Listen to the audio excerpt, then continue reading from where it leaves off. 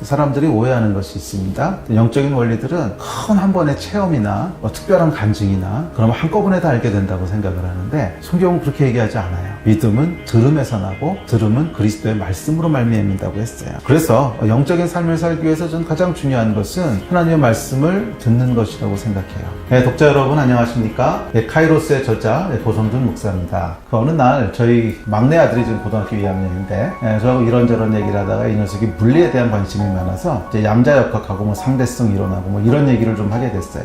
문득 그런 생각이 들었어요. 이렇게 보이는 세계에도 하나님이 창조하신 원리들이 있는데 그럼 보이지 않는 세계는 하나님께서 아무렇게나 만드셨을까? 보이는 세계를 만드신 분이 보이지 않는 세계를 만드신 분이라면 동일하게 보이는 세계처럼 원리가 있지 않을까? 이런 생각들을 하면서 성경을 다시 한번 깊게 펼쳐보게 됐습니다. 영이 강해져야 된다라고 하는 표현은 그냥 성령 충만하다라는 것과 거의 같다고 생각하시면 될 거예요. 그런데 이 사람의 몸은 영, 혼, 육으로 이루어져 있지 않습니까? 영이 강하다고 하는 것은 우리 삶의 주도권을 영이 더 많이 주도하게 된다는 거죠. 뭐 선택을 하고 또 삶을 살아나갈 때 어떤 우리 마음의 생각이나 또 육체의 유혹보다 이런 영의 생각을 더 많이 따라가게 되고 그러는 것이 영이 강하다고 하는 표현에 담긴 뜻입니다. 하나님이 처음에 저희를 창조하실 때 영을 따라 살도록 만드셨어요. 사람의 영이라고 하는 것은 우리 안에 거하시는 성령님과 사실은 아주 신비하게 하나가 되어 있는 영인데 그 성령님을 따라 또 영을 따라 살아갈 때 가장 완전하고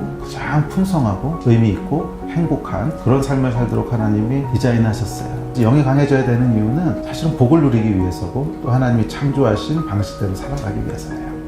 창세기 13장에 아주 흥미로운 이야기가 나옵니다. 하나님께서 아브라함에게 나타나셔서는 동서남북을 바라보래요. 그래서 그날 아브라함에게는 매일 밟던 땅이고 매일 보던 땅이고 매일 살던 일상이었지만 하늘이 열리고 하나님의 시공간이 아브라함에게 임했을 때 전혀 다른 그런 세상이 됐습니다.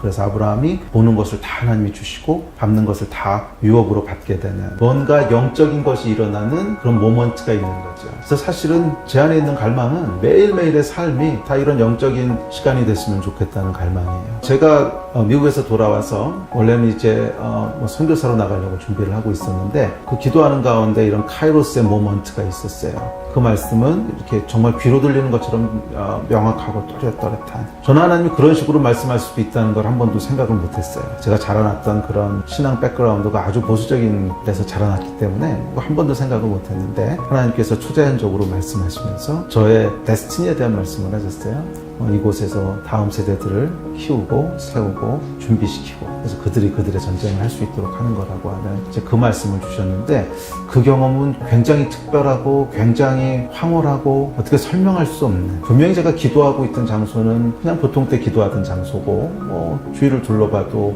그냥 보이던 풍경인데 전혀 다른 세상이었어요. 그곳에 하나님의 임재가 있고 그곳에 하나님의 말씀이 있고 또 그곳에 하나님의 계획이 있는 전혀 다른 시공간이 열리는 것을 보면서 나는 두 세계 사이에 낀 존재구나 두 세상을 살아가는 존재구나 하는 것을 다시 한번 확인할 수 있었어요. 카이로스의 시공간을 움직이는 것은 기계적인 방법론은 아닌 것 같아요. 왜냐하면 하나님은 인격이시고 또 우리도 인격이기 때문에 카이로스의 시공간이 열리는 것은 굉장히 인격적인 관계 속에서 열리는 것 같아요. 그런데 하나님께서 그런 카이로스적인 어떤 모먼트가 시작될 때 항상 요구하시는 것은 몇 가지 있어요. 대표적인 것이 믿음 그리고 또 거룩함 이런 것들을 요구하세요. 믿음은 카이로스의 시공간, 하늘, 보이지 않는 시공간에 있는 것을 이 땅으로 가져오게 하는 능력이에요. 유대인들은 카이로스의 시공간과 크로노스의 시공간을 물론 용어는 다르지만 하늘과 땅이라고 얘기하죠. 이것을 어떤 대칭 구조로 봅니다. 그래서 이 땅에 있는 것들은 하늘에 있는 것들의 그림자라는 거죠.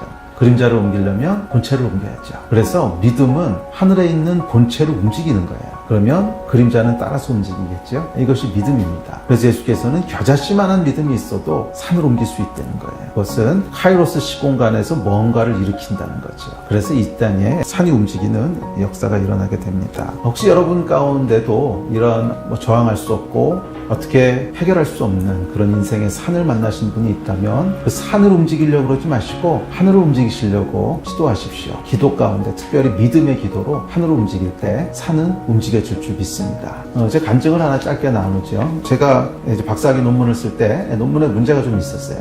그 오류를 저만 알고 있는 상태였어요. 지도교수도 모르고 아무도 모르고, 그래서 그냥 지나가면 아무도 모르는.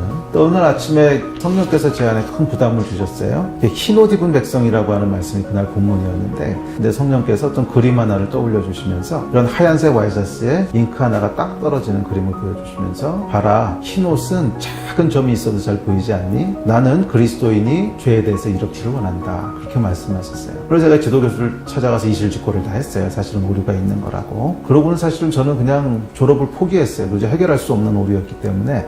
며칠 있다가 밤에 꿈을 꾸는데 도저히 해결할 수 없는 문제를 꿈에서 해결을 한 거예요. 일어났는데 그대로 기억이 나요. 그래서 이렇게 써봤어요. 꿈에서 본 거를. 그랬더니 그게 정말 맞는 거였어요. 그리고 그 방법은 나중에 이제 졸업을 할 때 논문을 다시 발표하면서 많은 교수들이 물어봤어요. 정말 기가 막힌 방법으로 문제를 해결했는데 그건 도대체 어떻게 찾았냐고.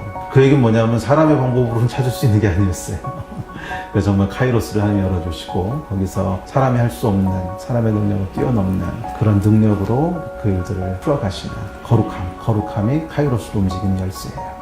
기본적인 원리들이 있습니다. 첫째는 배워야 된다는 거예요. 성경에서는 믿음은 들음에서 나고 들음은 그리스도의 말씀으로 말미암는다 그랬어요. 이 세상의 원리들도 저희가 배우지 않고는 알 수가 없습니다. 사람들이 오해하는 것이 있습니다. 영적인 원리들은 큰 한 번의 체험이나 어떤 특별한 간증이나 그러면 한꺼번에 다 알게 된다고 생각을 하는데, 성경은 그렇게 얘기하지 않아요. 믿음은 들음에서 나고 들음은 그리스도의 말씀으로 말미암는다고 했어요. 그래서 영적인 삶을 살기 위해서 저는 가장 중요한 것은 하나님의 말씀을 듣는 것이라고 생각해요. 거기서부터 시작되는 것입니다. 둘째는 들었으면 이제 그것을 믿어야 돼요. 믿음은 우리의 지식을 살아있는 지식이 되게 합니다. 그리고 우리의 영을 더욱더 강해지게 합니다. 사람이 언제 영적으로 성장하고 영이 강해지나 보니까 평상시에는 참 것이 어렵고 항상 어떤 정말 이해할 수 없는 일, 억울한 일, 그 상황을 딱 맞닥뜨렸을 때 그 앞에서 믿음을 발휘하는 거예요. 하나님은 선하셔. 하나님을 실수하지 않으셔. 하나님을 신뢰하는 이 믿음을 발휘했을 때 영적인 점프가 일어나더라고요. 이것이 굉장히 중요한 어떤 비결인 것 같아요. 그래서 이해할 수 없는 억울하고 큰 일을 만났을 때 계속 이해하려고 애쓰는 것은 영은 점점 약화시켜요. 그래서 그때는 왜 그런지를 계속 이해하려고 하는 것이 아니라 하나님의 선하심을 신뢰해야 돼요. 그렇게 신뢰했을 때 그 기간을 지나면서 우리의 영이 더 강해지고 더 성숙해지고, 그래서 영적인 원리의 삶들을 살 수 있게 돼요.